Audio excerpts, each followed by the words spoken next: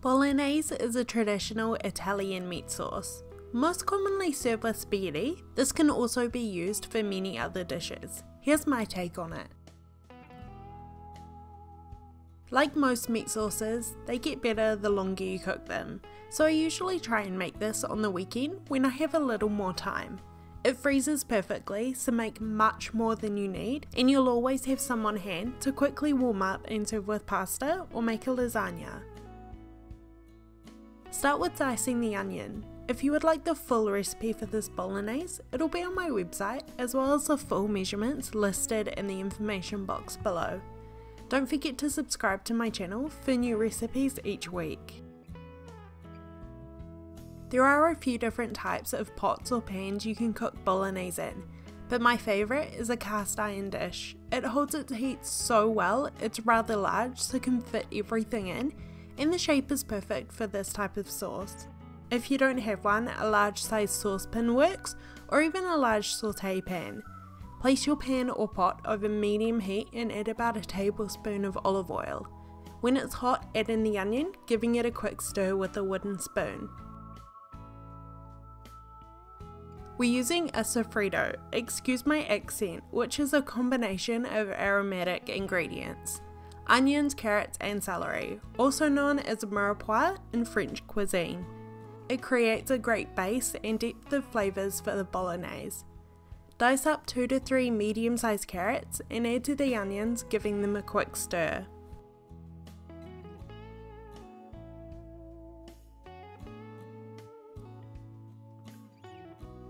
Lastly is celery.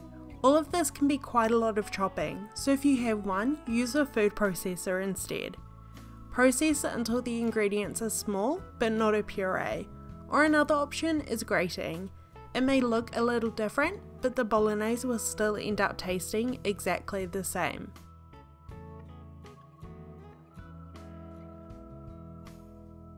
Cook the onion, carrot and celery over medium heat for about 3 to 4 minutes, stirring occasionally with a wooden spoon until the onion becomes transparent.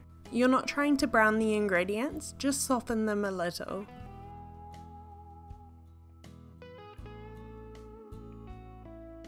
Turn the heat to high and add in the minced meat.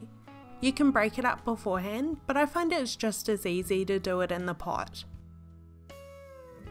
Bolognese works best using 2 different types of minced meat, beef and pork. If you just have beef, don't sweat it, it'll still taste great. The 2 different meats give the sauce different textures, while the pork also adds flavour and fat to tenderize.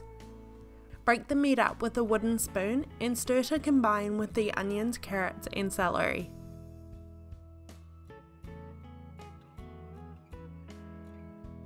You may notice while the meat is cooking that there is a liquid at the bottom of the pan. If this happens, make sure your heat is on high and continue to cook the meat until the liquid disappears and it starts to fry again. You want to make sure you're browning the minced meat, not just stewing it until you can no longer see any red or pink. Browning equals flavour, so keep the heat on high. Season well with salt and pepper.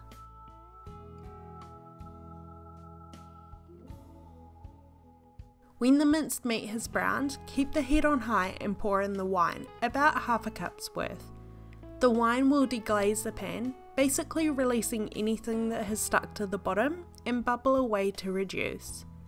You want to reduce it by half before adding in the next ingredients. Don't worry about alcohol content, the heat burns it off straight away, leaving a sweet flavour. Stir well to make sure everything is well combined.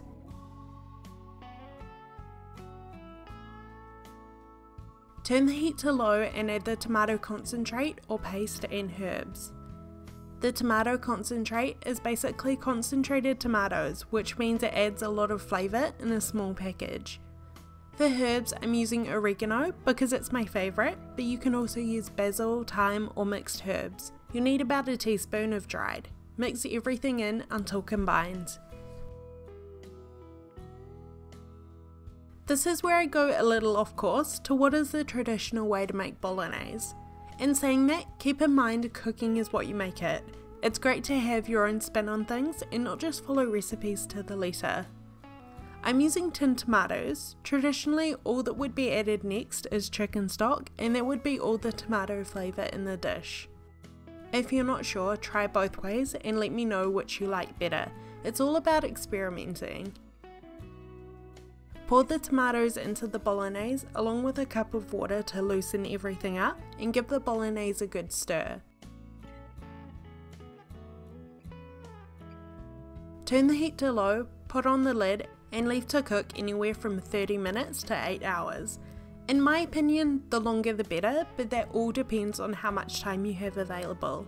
If you're not going to be home, transfer the sauce to a slow cooker and cook on low. Give the bolognese a stir every so often to break up the tomatoes. Closer to when you want to serve, check the consistency, and if the sauce is too thin, remove the lid and simmer the sauce on medium until it thickens. Always make sure to taste your food before serving and add more salt and pepper if necessary. Serve with spaghetti for the ultimate spaghetti bolognese, or use it to make lasagna.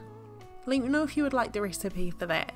Thank you for watching, I hope you enjoyed this video, and I will see you in a week.